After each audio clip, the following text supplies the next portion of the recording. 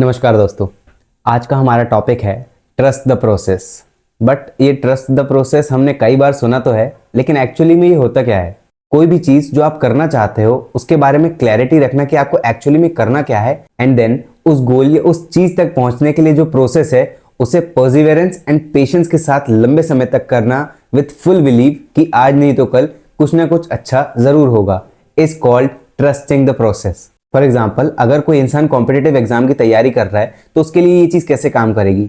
Firstly उसे clear हो कि वो क्या करना चाहता है, यानी कि कौन सा कॉम्पिटेटिव एग्जाम क्लियर करना चाहता है। सेकेंडली उसका प्रोसेस क्या है, एंड प्रोसेस हो सकता है उसे दिन में 8 से 10 घंटे पढ़ाई करनी हो, डिस्ट्रैक्शन लेस होकर के अपनी चीजों पर फुल फोकस देना हो लंबे समय तक, और जितने उसके अटेम्प्ट हैं या जब तक उसका पेपर नहीं हो जाता तब तक एक डायरेक्शन में फोकस करके काम करना हो। दिस बिलीव इन माइंड कि इस प्रोसेस में वो एक बेटर पर्सन जरूर बनेगा, क्योंकि उसके कंट्रोल में क्या है? उसके कंट्रोल में रिजल्ट नहीं है, उसके कंट्रोल में आने वाली सिचुएशन क्या होगी वो नहीं है, लेकिन उसके कंट्रोल में अपने एफर्ट्स पूरी शिद्दत से देना, रोज पढ़ाई करना, जैसी भी सिचुएशन हो उस सिचुएशन में अपना बेस्ट देना इज इन हिज कंट्रोल। और जब वो ये चीज इंसान करता है इस प्रोसेस पे बिलीव करते हुए, देन 100% वो जिस वर्जन में जो उसने स्टार्ट किया था एंड एट द एंड जो वो वर्जन होगा अपना, उसमें एक कंप्लीटली डिफरेंस आ चुका होगा, एंड ही और she would have become a very better person. And believe रखना इज वेरी इंपॉर्टेंट, क्योंकि अगर स्टार्टिंग में ही मैं ये मान लूं कि अरे इसमें तो कॉम्पिटेटिव एग्जाम में बहुत सारे लोग अपीयर होने वाले हैं, मेरे चांसेस तो बहुत कम है, मुझे तो ये नहीं आता, मुझे तो वो नहीं आता,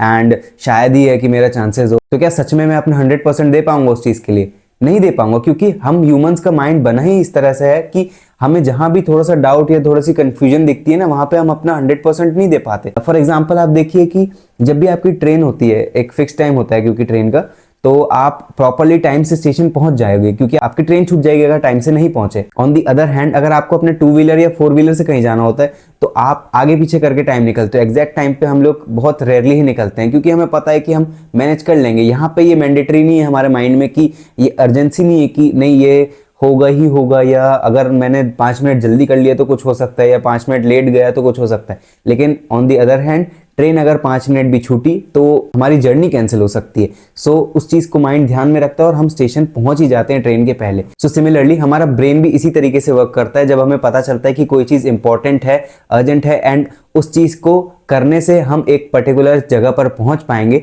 तो हम ऑटोमेटिकली उस चीज के लिए सीरियस होकर एफर्ट्स डालते हैं।